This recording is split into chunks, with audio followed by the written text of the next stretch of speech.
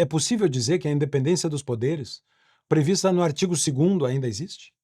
Que o devido processo legal do artigo 5º, inciso 54, a ampla defesa do inciso 55, a presunção de inocência do inciso 57, ainda são garantias constitucionais válidas para todos? A liberdade de expressão do pensamento do inciso 4 do artigo 5º, o direito de reunião para fins pacíficos do inciso 16 e a liberdade religiosa do inciso 6, ainda vigem? As garantias de que não haverá tribunal de exceção, inciso 37 do artigo 5º, e de que ninguém seria processado, nem sentenciado, senão pela autoridade competente, do inciso 53, estão valendo? Estão sendo cumpridas? Ou são relíquias impressas de um sonho do passado?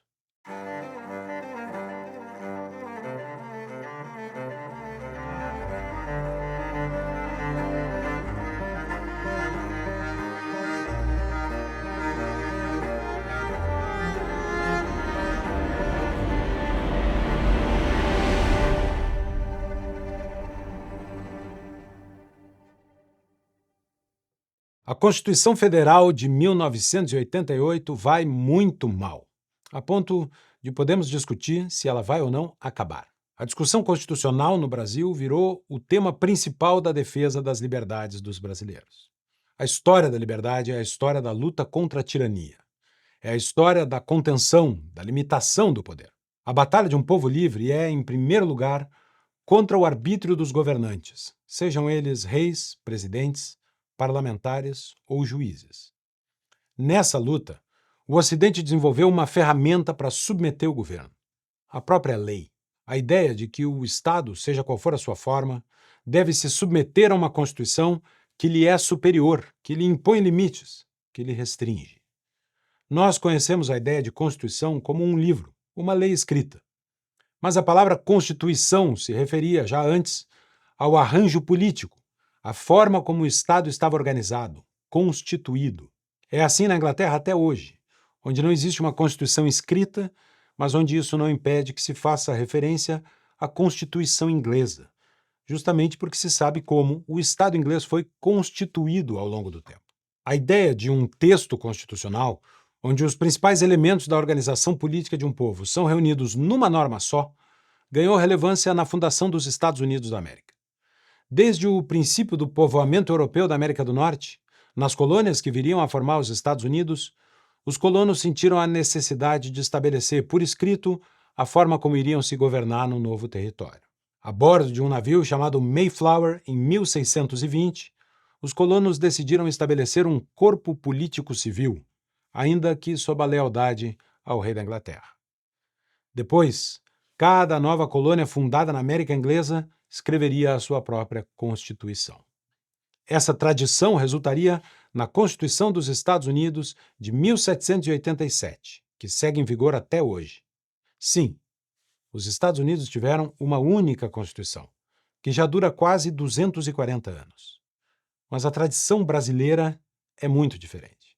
O Brasil teve 7 constituições, todas elas fruto de importantes mudanças políticas no país.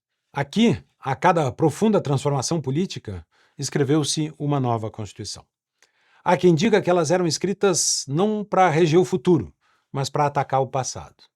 Há uma relação complexa entre a política e as constituições. Por um lado, uma norma ruim pode provocar atritos políticos, desarranjos, que terminam mudando a história política de uma nação. De outro, quando os fatos políticos se alteram, a Constituição é afetada. Nessa dança entre causa e efeito, a política do Brasil produziu 7 constituições.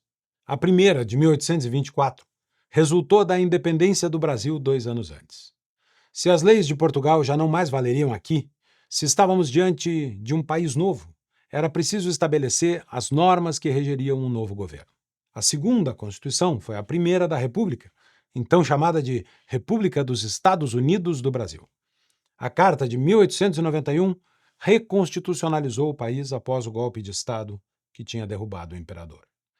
Ela durou até o golpe de Estado de Getúlio Vargas em 1930. Vargas, como todo tirano, rasgou a Constituição e governou manu militari, sem limites legais ao poder que exercia. Em tese, A Constituição anterior continuava valendo, mas a realidade já era outra. Pressionado pela Revolução Constitucionalista de 1932, Vargas convocou uma Assembleia Nacional Constituinte. Sim, parece surpreendente, mas o Brasil já teve uma revolução defendendo o estabelecimento de uma nova Constituição, que eclodiu em São Paulo. Nasceu, então, a Constituição de 34. Mas ela duraria pouco. Insatisfeito com o texto aprovado pela Assembleia Constituinte, Getúlio Vargas outorgou uma nova Constituição, a Polaca, em 1937. Era chamada de Polaca porque era inspirada na Constituição fascista da Polônia. Suprimiu os partidos políticos, concentrou poderes em suas próprias mãos, suspendeu imunidades parlamentares e levou seus opositores à prisão ou ao exílio. Vejam só. Em outubro de 45, Vargas foi deposto, abrindo o caminho para uma nova Constituição, a de 1946. Foi suspensa a censura e restabelecida a independência dos poderes. Era o fim do Estado Novo de Vargas, que ironicamente seria eleito sob a vigência dessa Constituição para um novo termo presidencial.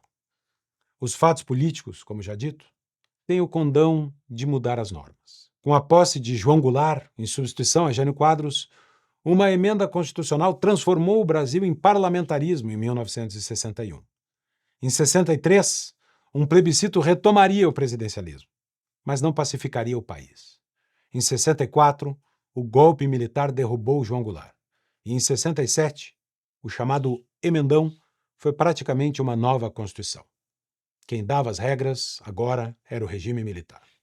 Os atos institucionais emendaram a Constituição e o mais infame deles foi o AI-5. E veio a redemocratização. E com ela, nossa 7ª Constituição, a atual, de 1988. Atual, mas nem tanto. Ela já sofreu 136 emendas e contando. Mas isso não é o pior. O pior é que nos indagamos se ela ainda está valendo. Quando o documento que registra a lei maior, que deve limitar o exercício do poder, é descumprido, o poder fica ilimitado, tirânico, por definição. É possível dizer que a independência dos poderes, prevista no artigo 2º, ainda existe? Que o devido processo legal do artigo 5º, inciso 54, a ampla defesa do inciso 55, a presunção de inocência do inciso 57, ainda são garantias constitucionais válidas para todos? A liberdade de expressão do pensamento do inciso 4 do artigo 5º, o direito de reunião para fins pacíficos do inciso 16 e a liberdade religiosa do inciso 6, ainda vigem? As garantias de que não haverá tribunal de exceção, inciso 37 do artigo 5º, e de que ninguém seria processado, nem sentenciado, senão pela autoridade competente, do inciso 53, estão valendo? Estão sendo cumpridas? Ou são relíquias impressas de um sonho do passado? Os fatos políticos, os acordos, os interesses, as ambições foram corroendo a Constituição. Hoje, ninguém é capaz de assegurar o que valerá. Se o texto constitucional ainda pesa, ou se alguma esdrúxula interpretação ou uma exceção específica vão lhe retirar a força. O Brasil vai precisar passar por uma reconstitucionalização, pela restauração da ideia de que o Estado deve se submeter à lei, de que o poder deve ser limitado. Nossa história parece indicar que uma nova Constituição será escrita, mas pode até não ser. A de 88 pode ser restaurada. Ela é imperfeita, problemática, cheia de erros e defeitos. Mas é melhor do que o vácuo, do que a ausência de uma norma que esteja acima dos presidentes, dos congressistas e dos juízes. Sem isso, não haverá governo eleito que recupere o país depois dessa quadra histórica de deterioração institucional.